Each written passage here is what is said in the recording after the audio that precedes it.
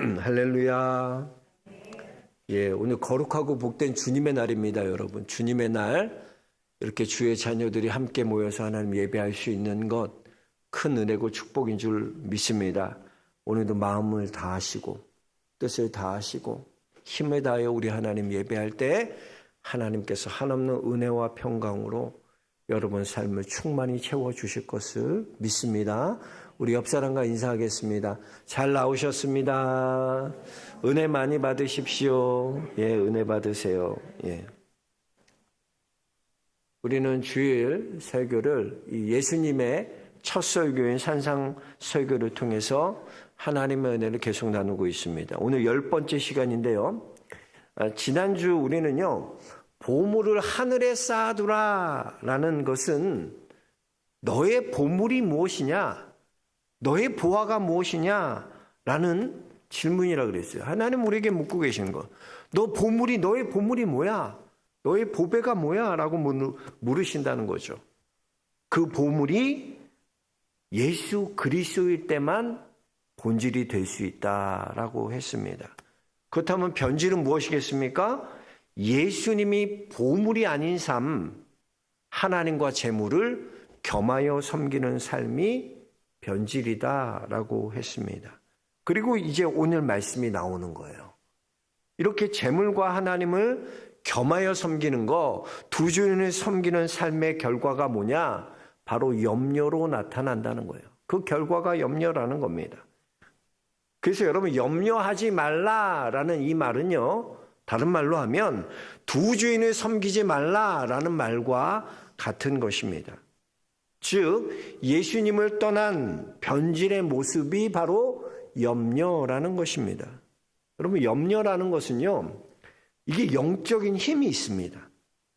나는 성격이 염려하는 성격이라서 그래, 나는 소심해서 그래 라고 생각하고 말하는 분도 있지만 그런 문제가 아니에요. 거기에는 염려는 그런 문제가 아닙니다. 염려는 아주 강력한 그런 영적인 영향력이 있어요. 그래서 빌립보서 4장 6절에도 보면 아무것도 염려하지 말고 다만 모든 일에 기도와 간구로 너희 구할 것을 감사함으로 하나님께 아뢰라 라고 말하고 있습니다. 무슨 말이냐? 여러분, 염려 하나 없애기 위해서는요, 모든 일에 기도가 필요하고 간구가 필요하고 감사가 필요하다는 거예요.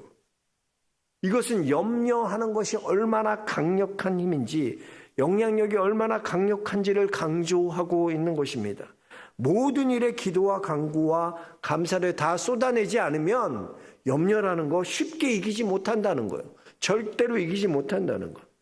그 정도로 여러분, 염려라는 것은요, 영적인 영향력이 있는 것입니다. 사실 우리도 그렇지 않습니까, 여러분? 믿는다고 하면서 매일 염려하고 살잖아요. 우리가 사는 삶 자체가 염려 아닙니까? 걱정 아닙니까? 근심 아닙니까? 그만큼요, 악한 마귀의 세력이 우리 삶 가운데 강력하게 역사한다는 겁니다. 여러분, 우리가 염려한다는 것은 예수님이 나의 보물이 아니라는 거예요. 예수님 있음으로만은 살 수 없다는 거예요. 예수님도 필요하지만 돈도 필요해. 예수님도 필요하지만 다른 것도 필요해. 더 솔직히 말하면 염려한다는 것은 우리의 믿음의 없음을 적나라하게 보여주는 것이라고 말할 수 있는 것입니다. 이스라엘 백성들은요, 오직 하나님만 섬기기 위해 하나님께서 그들을 택하시고 부르셨어요. 그럼에도 불구하고 이스라엘 백성들은 여전히 하나님과 바알 사이에서 갈등했습니다. 그래서 엘리야 선지자는요, 열왕기상 18장에 보면 백성들을 다 갈멜산에 모으잖아요. 바알과 아세라. 그때 엘리야가 백성들에게 뭐라고 말하나? 열왕기상 18장 21절에 보니까 너희가 어느 때까지 둘 사이에서 머뭇머뭇하려느냐. 여호와가 만일 하나님이면 그를 따르고 바알이 만일 하나님이면 그를 따를지니라. 선택하라는 거예요. 너희가 언제까지 하나님이랑 바알 사이에서 양다리 걸치고 있겠느냐. 너희는 하나님만 섬기는 본질, 하나님이 너희 그렇게 부른 거 아니야. 하나님만 섬기는 하나님의 백성으로 불렀는데 왜 바알을 섬기고 양다리 걸치냐. 너희는 본질인 하나님만 섬기는 백성으로 돌아가야 한다라는 겁니다. 여러분, 염려라는 이 헬라어는요, 메림나오인데요. 이것은 마음이 나뉘어지다, 쪼개지다 라는 뜻과 마음이 사로잡혀서 그래서 포로가 되다라는 뜻을 가지고 있습니다. 그래서 염려라는 것은 마음이 쪼개지고 나눠져서 어떤 나쁜 세력에게 포로가 된 마음의 상태를 염려라고 하는 거죠. 그 염려는요, 사로잡히는 거예요. 중독입니다, 중독. 중독이라고 말할 수 있어요. 여러분, 알코올 중독, 도박 중독, 자기 힘으로 빠져나올 수 있습니까? 도박하기 싫어서 손가락 잘라보세요. 발가락으로 하는 게 사람이에요. 알코올 중독 스스로 못 빠져나와요. 힘이 안 됩니다. 불가능합니다. 오직 예수님이 나의 보물입니다 라고 고백하는 사람만이 그걸 이길 수 있는 거예요. 그 빌립보서 4장 7절에는 그리하면 모든 지각에 뛰어난 하나님의 평강이 그리스도 예수 안에서 너의 마음과 생각을 지키시리라 그랬어요. 그리하면이 무엇을 가리키는 거예요?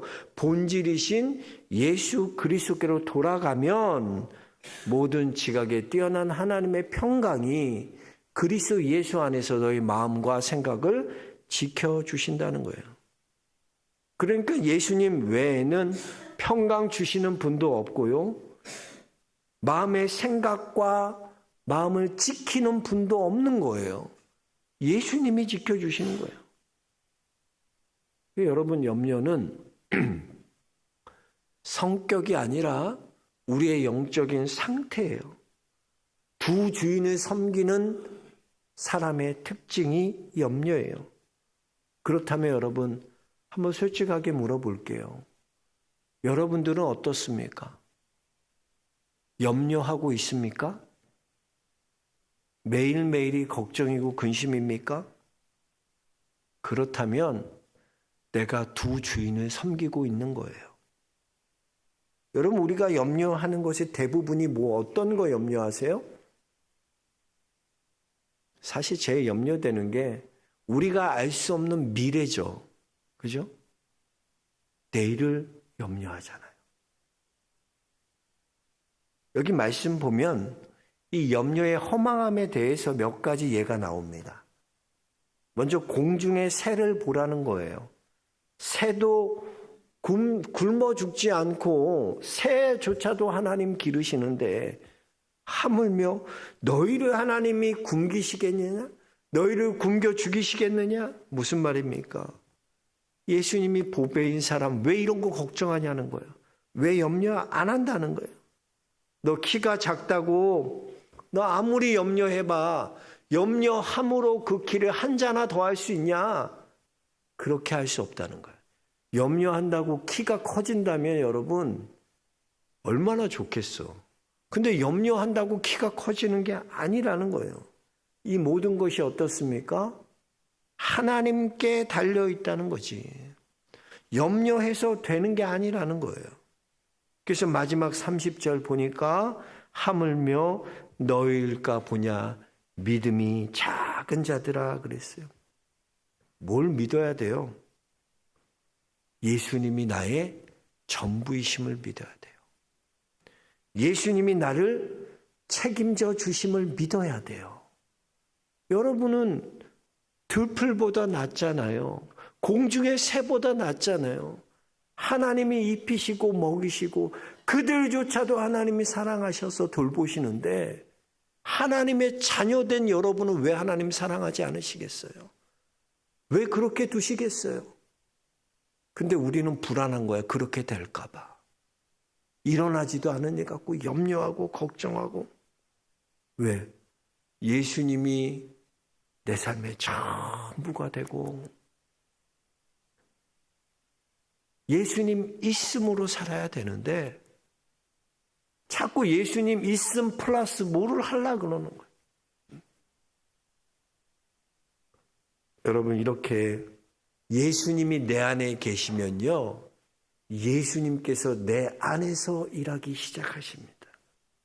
이걸 믿고 붙들어야 돼요. 그래서 여러분, 염려라는 것은 단순하게 생각하면 안 돼요. 심각하게 받아들이셔야 돼요. 아, 내가 염려하고 있다. 이거 심각한 거야. 염려는 내가 변질되었다는 것이고 예수 그리스도가 아니라 오직 예수 그리스도만으로는 살 수 없다는 거예요. 그게 염려예요. 다시 여러분, 예수 그리스도만이 나의 전부입니다. 나는 예수 그리스도만으로 살 수 있습니다. 라고 고백할 때요, 예수님의 우리의 마음에 평강이 임하고요, 예수님께서 우리의 마음의 생각을 지켜주신다.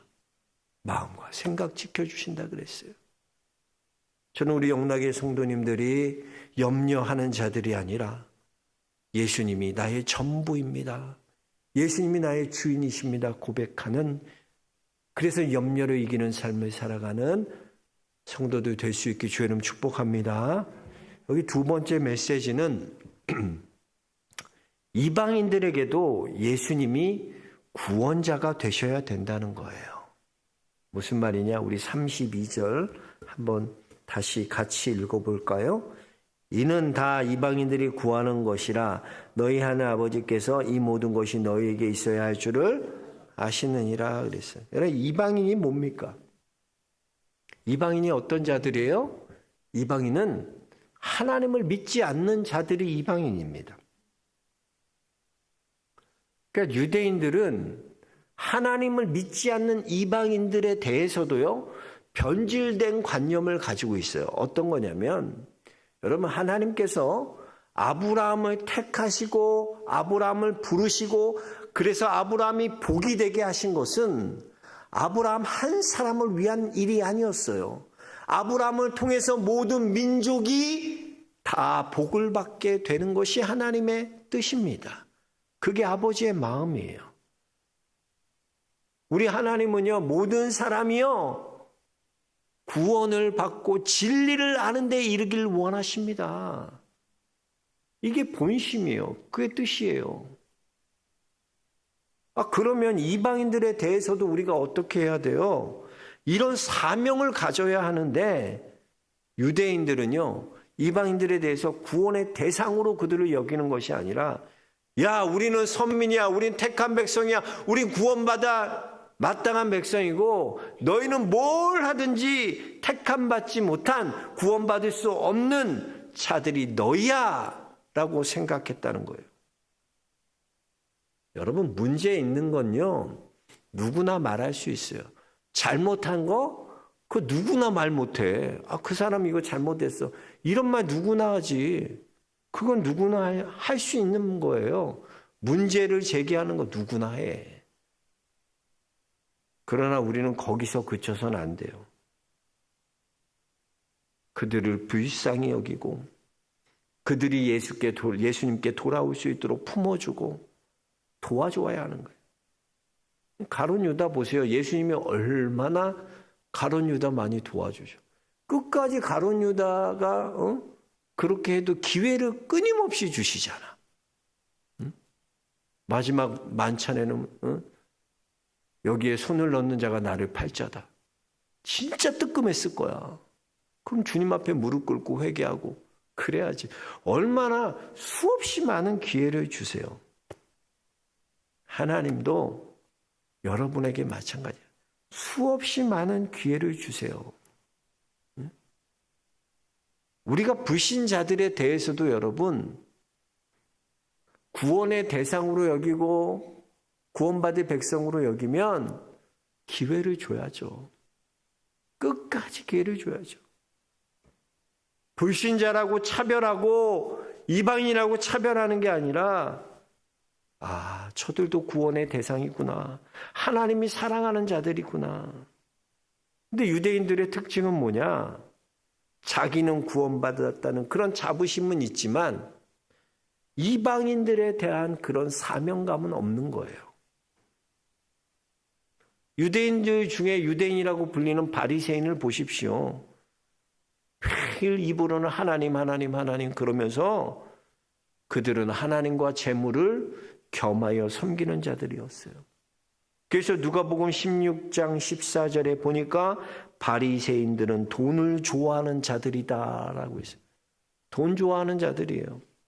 뭔 말이냐? 바리새인들은 하나님과 재물을 겸하여 섬겼다. 이미지로 보면 굉장히 홀리하고 거룩해 보이지만 돈 좋아하는 자들이야.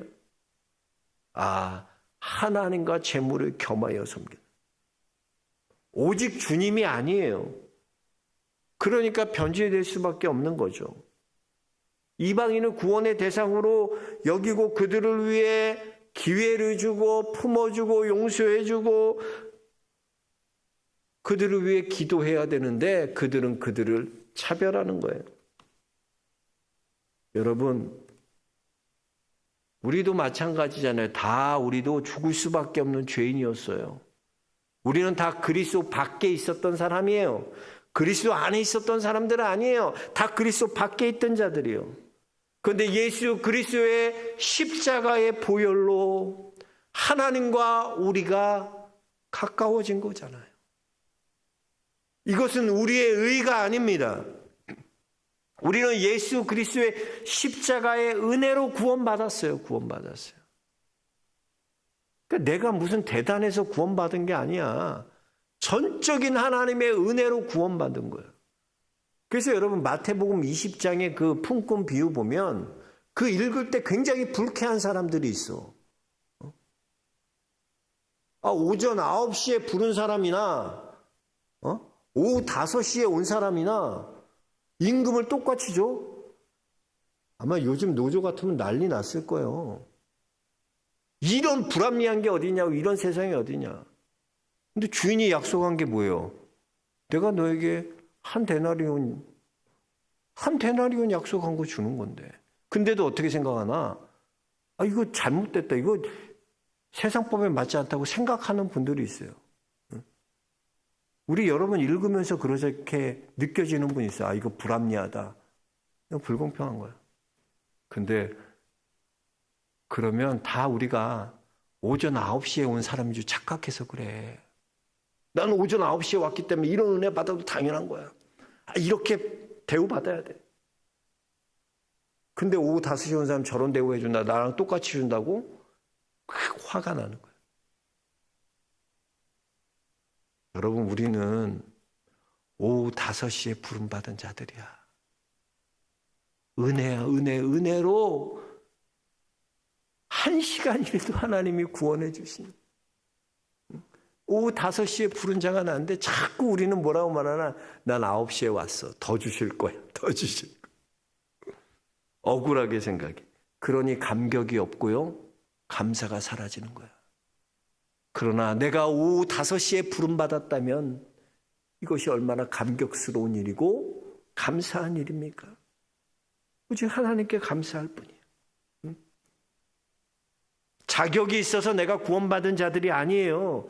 죄인임에도 불구하고 하나님의 은혜로 말미암아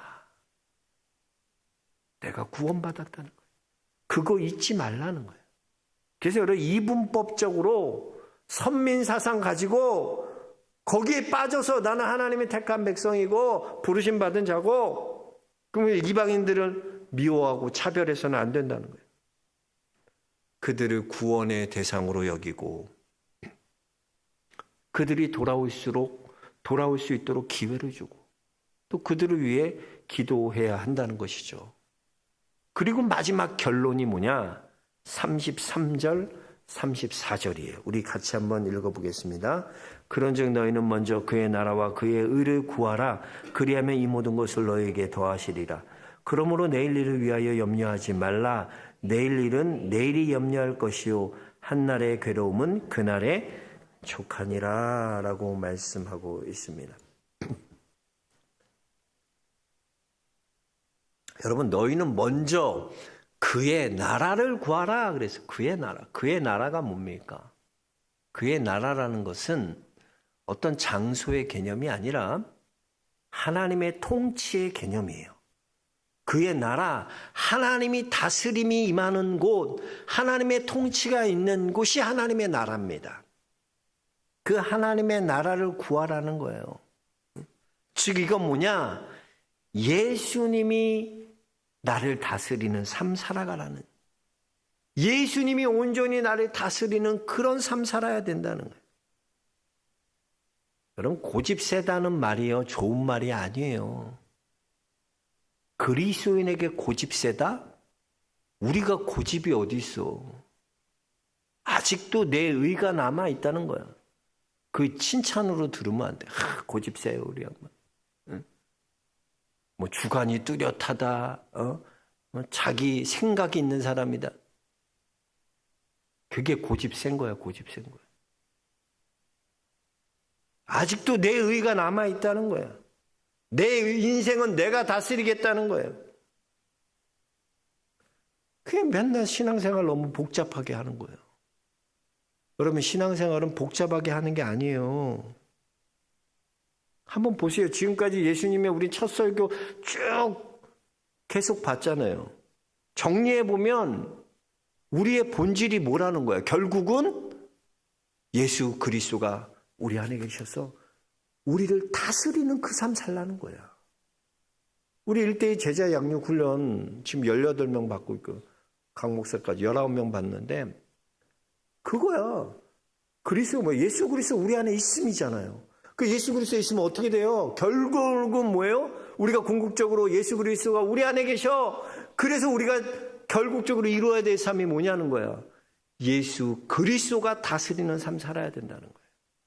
그게 우리가 이루어야 될 삶이라는 것이죠.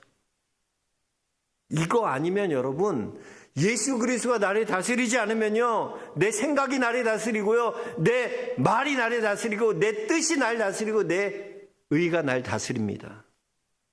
그러니 다 변질될 수밖에 없는 거예요. 여러분, 예수 그리스도가 여러분을 다스리게 주의 이름 축복합니다. 이걸 구하세요. 오늘 주님, 오늘도 날 다스려 주세요. 내 의, 내 생각, 내 뜻이 아니라 예수 그리스도께서 날 다스려 주세요. 이걸 구해야죠. 이거 구하라는 거예요. 그럼 뭐예요? 나머지는 더하여 주시는 거예요. 근데 거꾸로 더하여 주는 것만 맨날 구하고 사니 예수 그리스도가 다스리는 건 관심 없어. 더하여 주는 그것만 맨날 구하고 살아요. 거꾸로 살아가는 거야. 그게 변질이야, 변질. 정말 구해야 될 건 뭐냐? 그 예수 그리스도를 구하는 거야. 다스림을 구하는 거야. 주님, 오늘도 다스려 주세요. 나를 다스려 주세요. 내 의, 내 고집, 내 생각, 내 뜻 꺾게 해주세요. 예수 그리스도가 나의 전부가 되게 해주세요. 그걸 구해야 되는데 맨날 우리가 구하는 건 더하여 주는 거 구하고 있는 거예요. 그러니 예수 그리스도가 다스리지 않는 모든 것들은 다 그 예수 그리스도 영역에 있는 건데, 그 나라 안에 있는 건데, 그 나라 밖에 있으면 어떻게 되겠어요? 그게 그리스도 밖에 있는 거죠. 뭔 짓을 해도 다 변질될 수밖에 없는 거죠. 마지막 34절이에요. 내일을 위하여 염려하지 말라. 내일 일은 내일이 염려할 것이요. 그래요. 무슨 말이냐? 내일이라는, 내일의 영역은 내 영역이 아니라는 거예요. 내 영역. 하나님의 영역이라는 거예요. 내일의 영역은 여러분 하나님의 영역이에요. 그 나태주 시인의 잠들기 전 기도라는 시가 있어요. 저 이 시 참 좋아요. 왜? 짧아. 엄청 짧아. 아주 짧은 시인데요. 보세요. 하나님, 오늘 하루 잘 살고 죽습니다. 내일 아침 잊지 말고 깨워 주십시오. 끝. 이게 시야. 근데 잘 들어보세요. 제가 다시 한번 읽어드릴게요. 하나님, 오늘 하루 잘 살고 죽습니다. 내일 아침 잊지 말고 깨워주십시오. 이 시에는요, 삶과 기도이자, 이 시는 기도이자 삶과 죽음에 대한 선명한 인식이 있습니다. 하루의 시작과 끝, 생과 사가 모두 이 시에 들어있어요. 이 시에는요, 잠을 작은 죽음으로 받아들입니다. 근데요, 이 죽음에 대해서 두려워하지도 또 비장해하지도 않습니다. 여기 보면 잘 살고 죽습니다. 그랬어요. 오늘 하루를 내가 충분히 살았다는 사실이에요. 여러분 한번 생각해 보세요. 잘 살고 죽습니다 라고 얘기하는 사람은요, 오늘을 잘 산 사람이 그렇게 얘기할 수 있어요. 내가 오늘을 후회하고요, 오늘을 아쉬워하는 사람은요, 잘 살았다고 말할 수가 없어요. 너무 아쉬워요. 아직도 좀 남겨주세요. 이렇게 얘기하지. 오늘을 충실히 산 자들, 내가 오늘 충실하게 살았구나. 오늘 하루 잘 살았구나. 그러니까 오늘 하루 잘 살고 죽습니다. 죽을 수 있는 거예요. 여러분, 그렇습니다. 우리는요, 내게 주신 오늘을 충실히 여겨야 돼. 그 오늘을 하나님과 동행하고 오늘을 하나님과 함께 살지. 맨날 우리 질문하는 건 내일 어떻게 될 거야, 내일까? 맨날 내일 관심 갖잖아. 하나님, 내일 어떻게 일어날 거야, 이거? 근데 하나님 뭐라 그러나? 야, 너 오늘이나 잘 살아, 오늘. 오늘 하루도 하나님이 너를 다스리는 그 하루를 살아야 돼 라고 얘기하는데, 우리의 관심은 오늘이 아니야. 자꾸 내일 해달라. 내일 하나님 내가 어떻게 할 거야. 내일은요, 하나님 손에 맡겨드리는 거야. 하나님, 내일도 나를 깨워주세요. 일찍이. 하나님, 내일 일찍 나를 깨워주세요. 하나님께 맡겨드리는 거야. 깨우는 이가 누구예요? 하나님이라는 거야. 하나님이라는 거야. 이렇게 내가 하나님께 맡기는 인생 살아갈 때 하나님께서 내 인생 책임져 주실 줄로 믿습니다. 오늘 말씀 다시 한번 정리하겠습니다. 염려라는 건 여러분, 이건 두 주인을 섬기는 결과가 뭐냐? 결국 염려로 나타난다는 거예요. 예수님이 주인된 삶을 사는 사람은요, 주님이 우리 마음 가운데 평강을 주시고 우리의 마음과 생각을 주님이 지켜주신다고 약속하셨어요. 예수님이 우리 삶의 주인이 되어야죠. 예수님이 날 다스리셔야죠. 이방인에 대해서도 그렇습니다. 우리가 그들을 차별하고 미워하고 품어주지 못하고, 그게 아니라 그들을 구원의 대상으로 품어주고 우린 그들을 위해 기도해야 됩니다.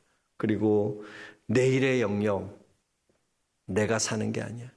내일은 하나님, 내일도 아침 일찍 절 깨워주세요 하고 주님께 맡겨드리는 거예요. 하나님의 영역임을 맡겨. 그러면 하나님께서, 선하신 하나님께서 우리에게 가장 좋은 길로 인도하여 주실 줄로 믿습니다. 그런 믿음의 길 걸어갈 수 있는 우리 영락의 성도들 다 되시길 주의 이름으로 축원합니다. 하나님 감사합니다. 감사합니다. 감사합니다. 오늘도 주의 은혜 가운데 귀한 말씀으로 말씀하여 주시며 감사합니다. 듣는 이들이 깨닫게 하여 주시고 우리가 끝까지 말씀 붙들고 예수님이 나의 전부이십니다. 예수님이 나의 주인이십니다. 예수님이 나를 다스리십니다. 고백하는 귀한 믿음의 길 걸어갈 수 있도록 하나님 축복하여 주옵소서. 예수 그리스도 이름 받들어 기도하옵나이다. 아멘.